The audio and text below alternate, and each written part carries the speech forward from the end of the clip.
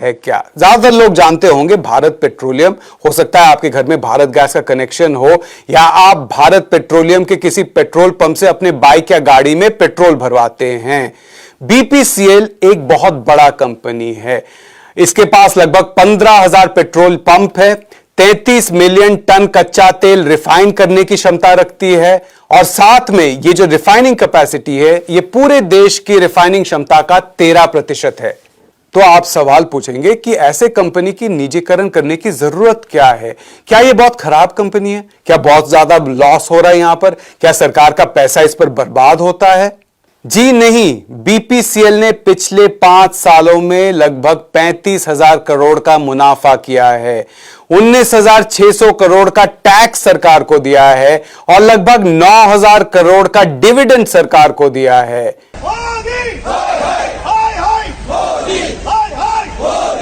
मजे की बात तो यह है कि यही मोदी सरकार ने 2017 में अच्छे परफॉर्मेंस के लिए बीपीसीएल को महारत्न का खिताब दिया था। अब आप सोच लीजिए, अगर ऐसे कंपनी को सरकार बेच रही है तो यह क्या हुआ? अपना बेशकीमती हीरा बेचने जैसा है। तो भारत पेट्रोलियम को बेचने की क्या जरूरत है सरकार को? यह जानने से पहले एक नजर डालते हैं कि सरकार को कितना पैसा मिल सकता है यह बेचकर।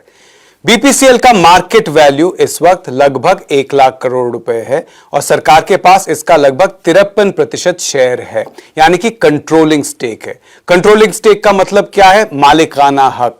जब भी कोई मालिकाना हक बेचता है तो उसको प्रीमियम मिलता है, ज्यादा पैसे मिलते हैं।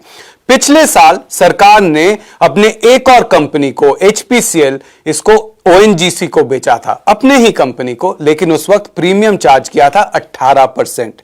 वही प्रीमियम अगर बीपीसीएल बेचकर भी सरकार चार्ज करे तो लगभग 65,000 करोड़ सरकार के हाथ आ सकता है। इस पैसे की जरूरत सरकार को इसलिए है क्योंकि सरकार की आय घट गई है।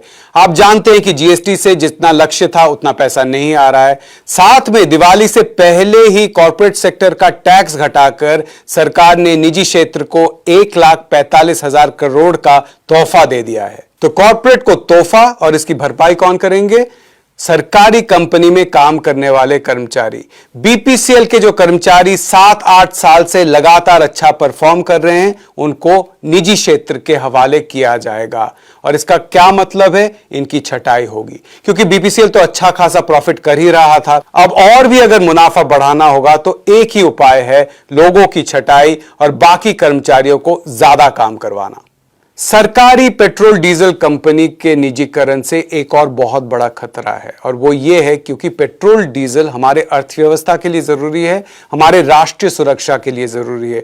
उस पर सरकार का कंट्रोल रखना, पब्लिक का कंट्रोल रखना बहुत जरूरी है।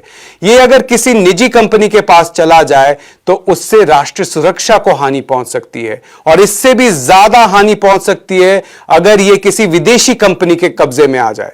अजीब बात यह है कि जितने भी दरबारी अर्थशास्त्री है वो कहते हैं कि बीपीसीएल को अगर बेचना है तो किसी फॉरेन कंपनी को बेचिए।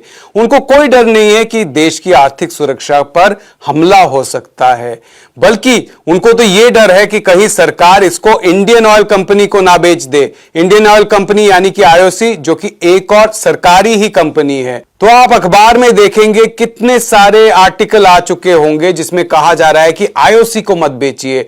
अगर इंडियन ऑयल को बेच दिया तो बहुत बड़ा एक कंपनी हो जाएगा और इससे निजी क्षेत्र को हानि पहुंचेगी। तो पूरा जो ये निजीकरण की बात है ये सिर्फ कॉर्पोरेट के फायदे के लिए है, ये आम जनता के फायदे के लिए नहीं है, ना ही सरकार के फायदे के लिए है। भारत पेट्रोलियम को बेचकर सरकार के पास 60-70 हजार करोड़ आएंगे।